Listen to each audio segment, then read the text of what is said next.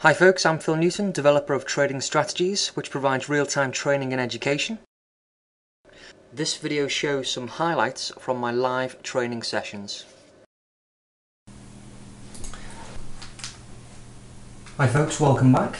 On this video and probably the next several videos that I'll record, what I'd like to try and do is to highlight a really simple way of identifying support and resistance.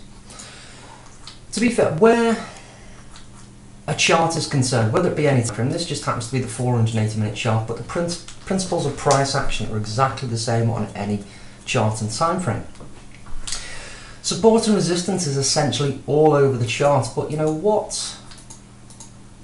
support and resistance levels do we use? Can we favour any support and resistance? I'm just marking off a few off here, you know, just literally swing highs, swing lows, but can we filter these support and resistance levels down to try and find out which ones hold more interest, more weighting towards trying to identify a location on the chart? You know, can we actually do that?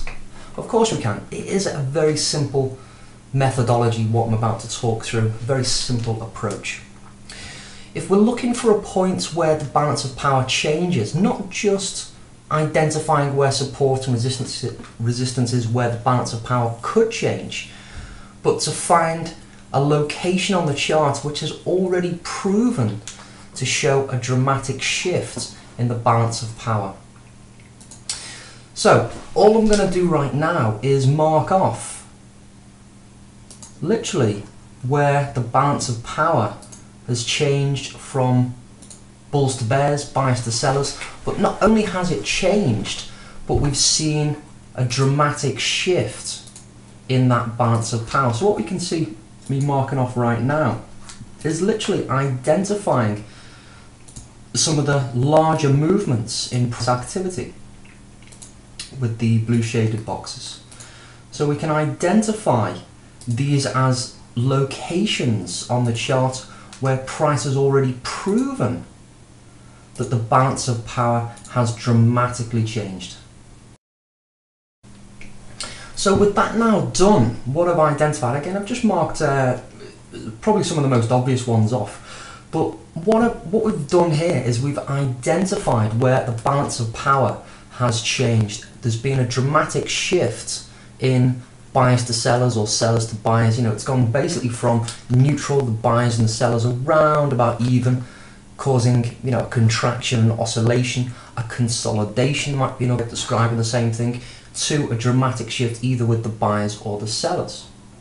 The next thing I'm going to do is I'm going to identify very simply just the high bar and the low bar, and I'm just going to take that area on the chart and just move that across. So now I've got an area of support and an area of resistance where the balance of power has shifted dramatically.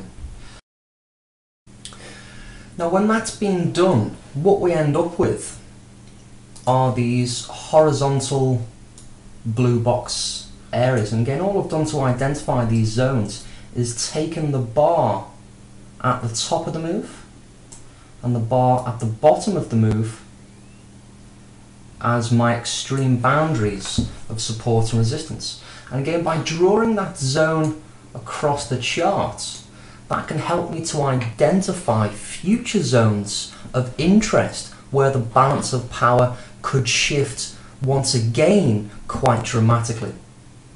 So again, if we just look across the chart, we can see that as price rallied several times up to this zone, price essentially sold off back to the previous zone of activity, this area of interest where the buyers and the sellers that can move and influence the markets. This is where they are participating in, where these dramatic shifts and changes in the balance of power are happening. This is where these moves are starting.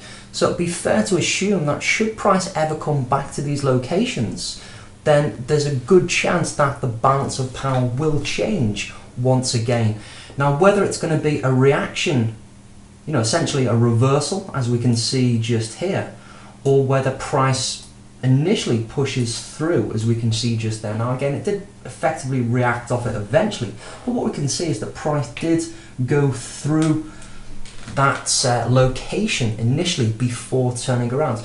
So rather than say it as support or as resistance and only viewing it as support or as resistance, think of it as a location of interest. This is the next place on the chart that something interesting could happen. Now when price comes along, if we just go to this point here, now when price gets up to this location in real time, we don't know that price is going to reverse or continue, but what we do know is that previously, looking back across the chart, this is where something interesting happens. So it'd be fair to assume that something interesting could well happen again. Now whether that's up or whether that's down at that location, only time will tell. I don't have a crystal ball. I really don't know what's going to happen on the chart next, but what I'm trying to do is trying to increase the chances, increase the probability that when I do place a trade, this is a location that is of interest. It is a location that could produce a good move away from or through the location that's being identified. Let's just zoom into the chart and take a look at the most recent area of price activity. What we can see is that price has ultimately sold off that big move down. We've got the area highlighted here as an area of interest. And we've also got the bottom of the move here, the low of the move, also as an area of interest.